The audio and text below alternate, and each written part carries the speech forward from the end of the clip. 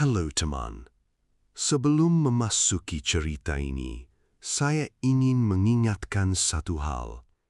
Jangan membaca saat sedang sendirian, terutama ketika malam telah tiba. Karena cerita yang akan Anda dengar ini bukanlah legenda, bukan pula sekedar rumor. Ini adalah peristiwa yang benar-benar terjadi, dikisahkan kembali oleh satu-satunya orang yang selamat.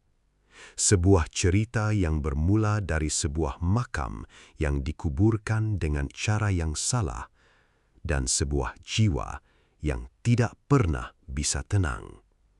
Jika Anda sudah siap, kita mulai. Bukit Serayu adalah wilayah pegunungan yang selalu dihindari oleh penduduk setempat saat hari mulai gelap. Bukan karena binatang buas atau medan hutan yang terjal, melainkan karena di sana terdapat sesuatu yang mereka yakini tidak berasal dari dunia ini. Orang-orang tua di desa menyebutnya dengan nama yang terdengar seperti kutukan, makam yang terbalik.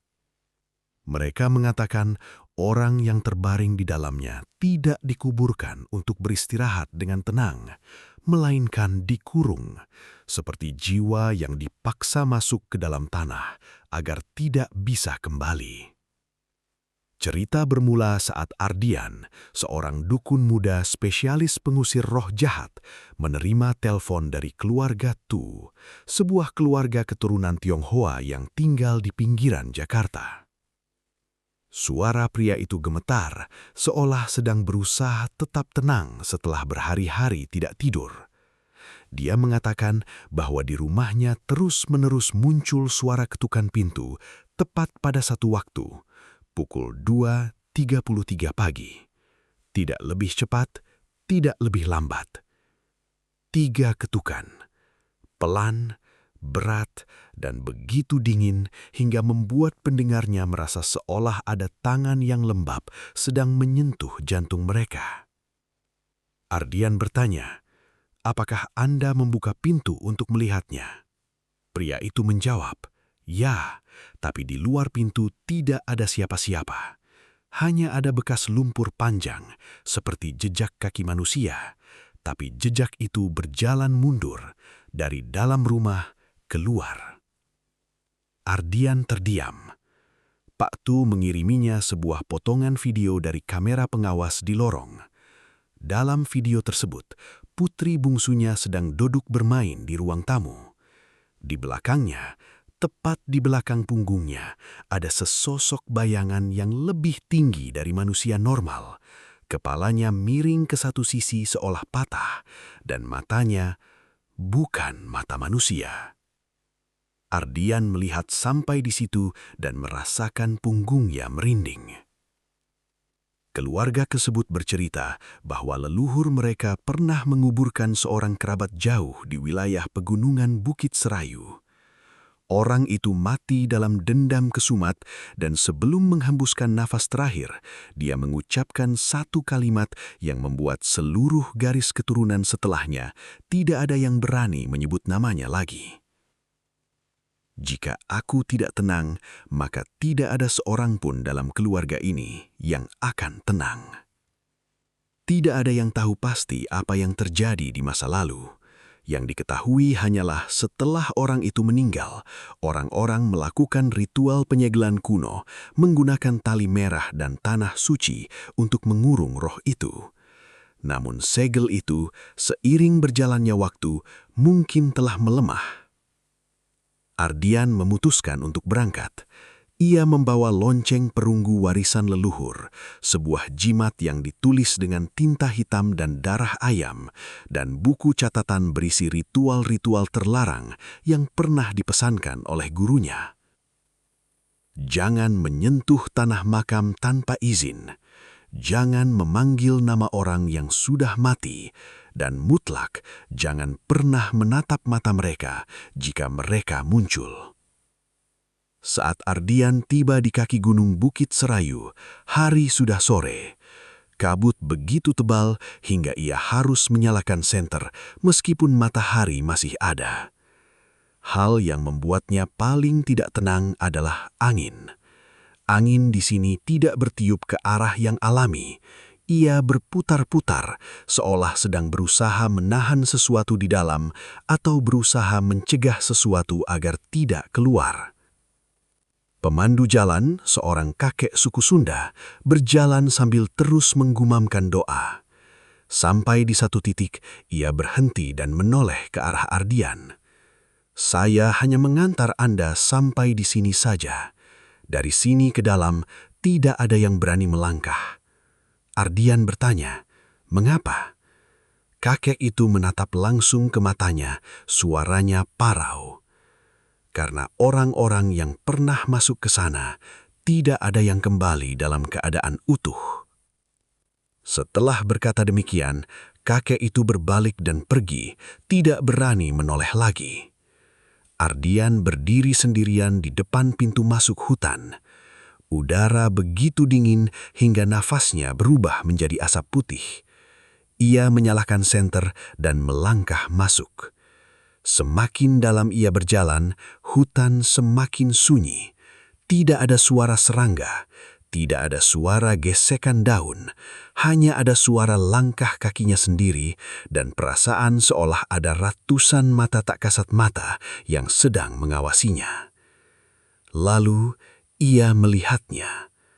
Bekas lumpur panjang berkelok-kelok seperti jejak kaki manusia. Namun hal yang membuat Ardian merinding adalah arah jejak kaki itu. Jejak itu berjalan mundur dari dalam hutan mengarah keluar. Ia membungkuk untuk mengamati. Lumpur itu masih lembab, artinya sesuatu baru saja melewati tempat ini belum lama. Ardian mengikuti jejak lumpur tersebut.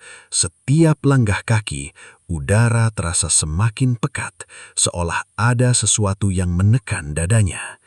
Sampai ketika ia berdiri di depan sebuah cekungan tanah, Ardian mengerti mengapa orang-orang menyebut tempat ini makam yang terbalik. Makam itu tidak ditimbun tanah seperti biasanya. Tanah digali dalam-dalam membentuk sebuah lubang hitam pekat, seolah-olah mayat di dalamnya dimasukkan lalu ditekan dengan kuat. Di bibir lubang, tali-tali merah yang sudah melapuk melilit di sekelilingnya, tanda dari sebuah ritual penyegelan yang telah terkikis oleh waktu. Ardian menyalakan dupa, membaca mantra untuk meminta izin. Namun angin tiba-tiba bertiup kencang, memadamkan ketiga batang dupa tersebut. Sebuah bisikan terdengar tepat di belakang telinganya, dengan suara pria yang parau, begitu dingin hingga membuat kulit kepalanya mati rasa. "Jangan datang lagi." Ardian berbalik dengan cepat, tidak ada siapa-siapa. Namun jejak lumpur kembali muncul tepat di bawah kakinya, seolah-olah seseorang sedang berdiri tepat di sampingnya, tak kasat mata, dan baru saja melangkah mundur. Ardian menggenggam erat lonceng perunggunya. Ia tahu dirinya tidak punya jalan pulang lagi, dan ia juga tahu sesuatu yang disegel di bawah makam ini sudah tidak lagi diam. Ardian berdiri terpaku di depan makam yang terbalik. Napasnya menjadi berat, seolah-olah ada seseorang yang sedang mencekik rongga dadanya. Udara di sekitarnya begitu dingin, hingga kulit tangannya mati rasa. Namun keringat tetap mengalir di sepanjang punggungnya. Jejak lumpur baru yang muncul di bawah kakinya membuatnya paham bahwa apa yang sedang mengawasinya bukanlah ilusi. Ia ada di sini. Ia berdiri tepat di sampingnya. Dan ia ingin Ardian mengetahuinya. Ardian mundur selangkah. Tangannya menggenggam erat lonceng perunggu. Ia tidak segera membunyikan lonceng, karena ia tahu jika melakukannya di waktu yang salah, ia bisa memicu kemarahan sesuatu yang bersembunyi di dalam kegelapan. Ia menarik napas dalam, berusaha tetap tenang, lalu membungkuk untuk mengambil 3 batang dupa yang telah padam. Namun saat ia baru saja membungkuk, hembusan hawa dingin menerpa tengkuknya. Jelas sekali seperti ada orang yang berdiri tepat di belakangnya. Ia berdiri tegak kembali, dengan sangat perlahan. Tidak menoleh, tidak melihat sekeliling. Ia ingat pesan gurunya. Jangan menatap mata mereka, meski hanya sekali. Namun suara langkah kaki mundur kembali terdengar tepat di sisi kanannya. Satu langkah, lalu satu langkah lagi. Suara lembab dari lumpur yang terinjak ke tanah membuat kulit kepala Ardian merinding. Ia tahu, ia tidak bisa diam terus. Ia harus melakukan sesuatu sebelum makhluk itu melangkah lebih dekat. Ardian membuka buku catatannya, mencari halaman yang mencatat ritual pembukaan segel sementara. Ia tidak berniat membuka segel sepenuhnya, itu terlalu berbahaya. Namun ia perlu membuka celah kecil untuk melihat apakah jiwa yang terkurung di bawah masih memiliki kesadaran yang cukup untuk berkomunikasi. Jika itu hanya sisa dendam murni, ia harus menggunakan cara lain. Ia meletakkan lonceng perunggu di tanah, mengeluarkan jimat, menggigit ujung jarinya untuk mengambil setetes darah dan meneteskannya di atas permukaan jimat. Angin seketika bertiup lebih kencang, seolah-olah ada seseorang yang mencoba memadamkan ritual itu. Pepohonan di sekitar bergoyang hebat, namun tidak mengikuti arah angin, melainkan mengikuti ritme yang aneh, mirip seperti napas terengah-engah dari seseorang yang sedang mencoba melepaskan diri dari belenggu.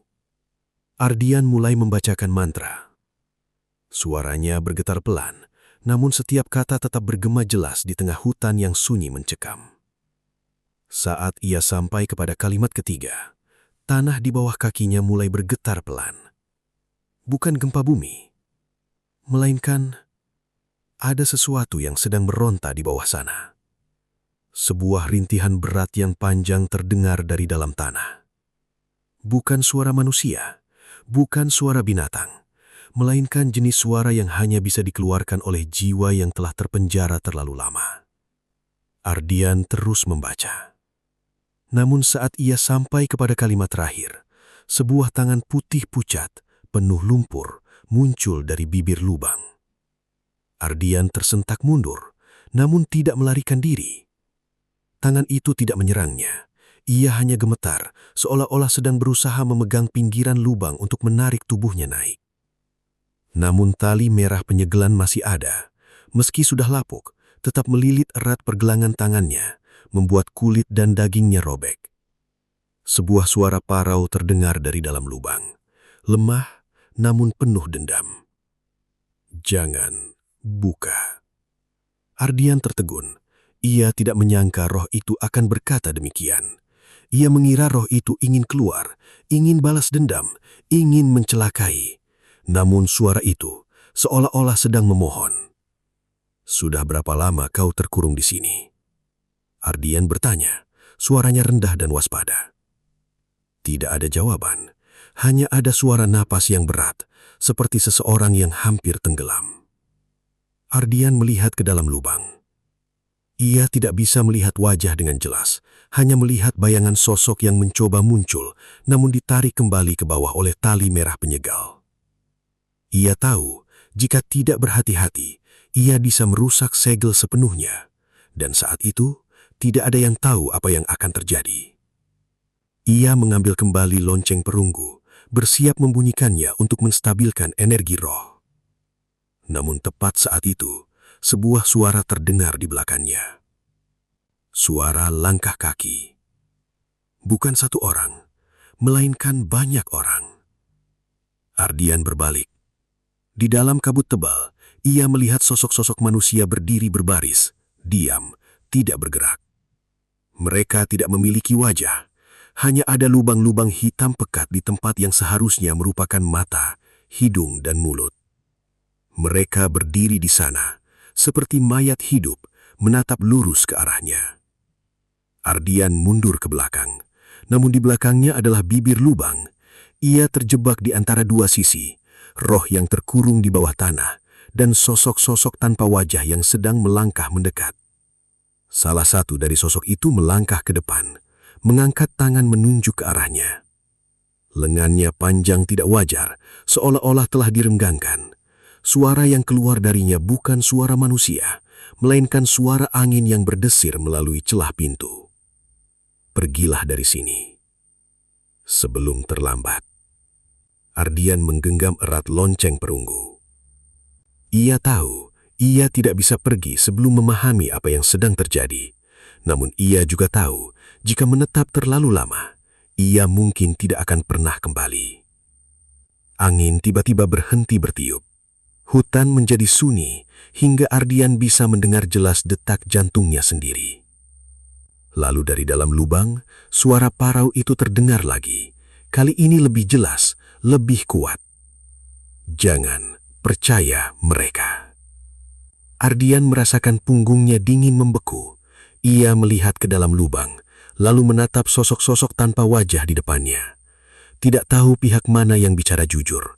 Tidak tahu pihak mana yang ingin membunuhnya. Namun ia tahu satu hal. Malam ini, segel akan terbuka dengan sendirinya. Dan ia harus memilih untuk berpihak kepada siapa. Ardian berdiri di antara dua kekuatan yang tidak bisa ia bedakan, mana yang nyata dan mana yang palsu. Di bawah kakinya, jiwa yang terkurung dalam makam terbalik itu sedang berusaha bangkit. Tangan putih pucatnya gemetar, seolah memohon pertolongan.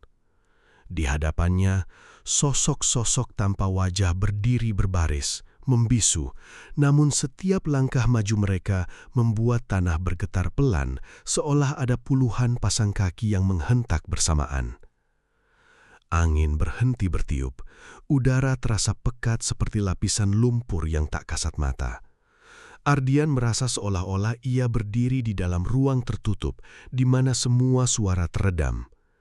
Ia mendengar jelas detak jantungnya sendiri, degup demi degup, seperti suara genderang yang menandakan sesuatu yang buruk. Salah satu sosok tanpa wajah melangkah maju. Ardian berdiri di antara dua kekuatan yang tidak bisa ia bedakan, mana yang nyata dan mana yang palsu. Di bawah kakinya, jiwa yang terkurung dalam makam terbalik itu sedang berusaha bangkit. Tangan putih pucatnya gemetar, seolah memohon pertolongan. Di hadapannya, sosok-sosok tanpa wajah berdiri berbaris, membisu, namun setiap langkah maju mereka membuat tanah bergetar pelan, seolah ada puluhan pasang kaki yang menghentak bersamaan. Angin berhenti bertiup, udara terasa pekat seperti lapisan lumpur yang tak kasat mata. Ardian merasa seolah-olah ia berdiri di dalam ruang tertutup, di mana semua suara teredam. Ia mendengar jelas detak jantungnya sendiri, degup demi degup, seperti suara genderang yang menandakan sesuatu yang buruk. Salah satu sosok tanpa wajah melangkah maju. Ia mengangkat tangan menunjuk ke arah Ardian, lengannya panjang tidak wajar, dengan persendian yang berderak seolah akan patah. Suara yang keluar darinya bukan suara manusia, melainkan seperti desiran angin yang melewati celah pintu. Pergilah dari sini sebelum terlambat. Ardian mundur selangkah, namun di belakangnya adalah bibir lubang. Ia tidak bisa mundur lagi. Ia menunduk, melihat tangan putih pucat itu masih mencengkeram tepian lubang, gemetar, berusaha mempertahankan sisa kekuatan terakhir. Lalu suara dari dalam lubang terdengar, kali ini lebih jelas dan kuat, seolah ruh itu mengumpulkan seluruh tenaganya untuk bicara.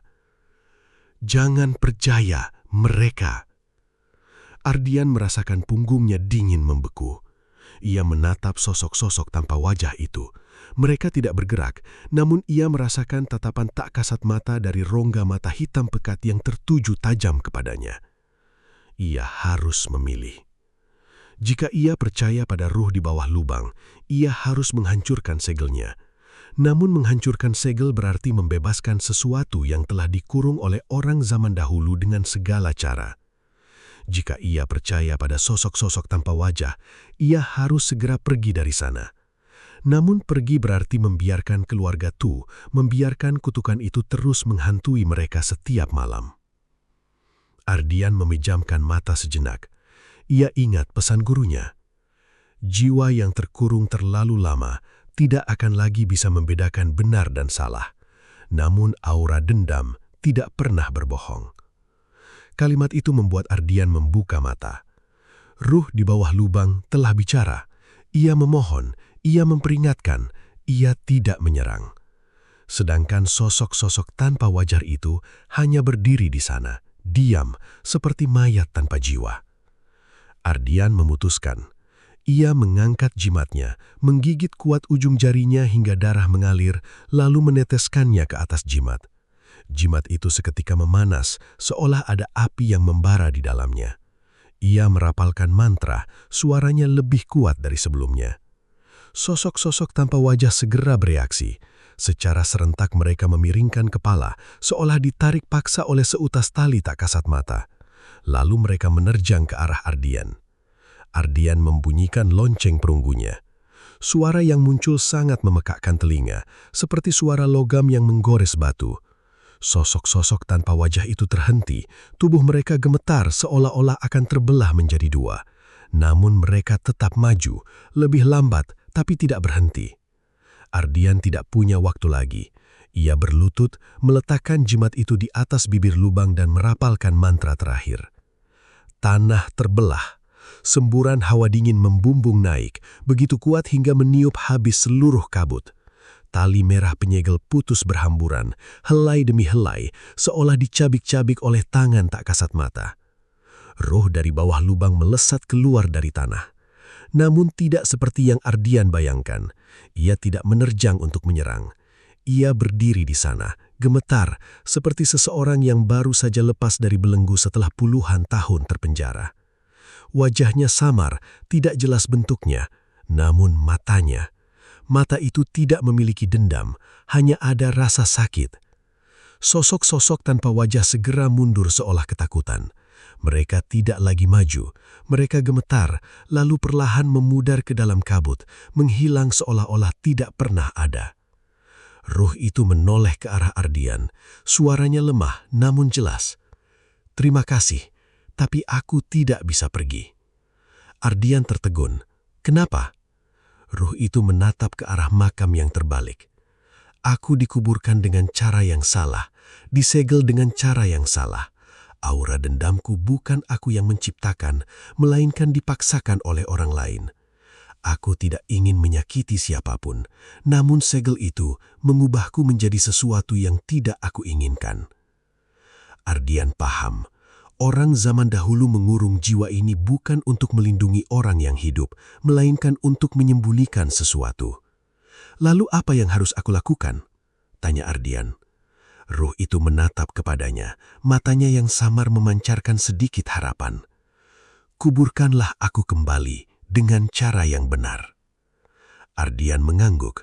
Ia mulai melakukan ritual pemakaman kembali bagi ruh tersebut, menggunakan tanah yang bersih, jimat baru, dan lonceng perunggu untuk menuntun jalan. Ruh itu berdiri di sampingnya, membisu, seperti seseorang yang sedang menunggu untuk dibebaskan. Setelah ritual selesai, ruh itu menundukkan kepala di hadapan Ardian, lalu memudar ke udara, ringan seperti sekepulan asap. Angin kembali bertiup, hutan kembali dipenuhi suara serangga, udara tidak lagi terasa berat. Ardian tahu semuanya telah berakhir. Saat ia kembali ke rumah keluarga Tu, Pak Tu berlari menyambutnya dengan air mata berlinang. "Semalam tidak ada lagi suara ketukan pintu, tidak ada jejak kaki lumpur. Putriku tidur nyenyak untuk pertama kalinya setelah berminggu-minggu." Ardian hanya tersenyum. Ia tidak menceritakan detailnya. Ada hal-hal yang tidak perlu diketahui oleh orang yang masih hidup. Malam itu, saat Ardian meninggalkan rumah keluarga Tu, ia menatap ke arah langit. Kabut telah hilang, angin bertiup sepoi-sepoi. Namun di sudut matanya, ia melihat sesosok bayangan berdiri di bawah pohon di kejauhan. Bukan sosok tanpa wajah, bukan aura dendam. Itu adalah ruh yang telah ia bebaskan. Ia berdiri di sana, tersenyum, lalu menghilang. Ardian tahu ia telah memilih dengan benar, dan kutukan itu telah berakhir.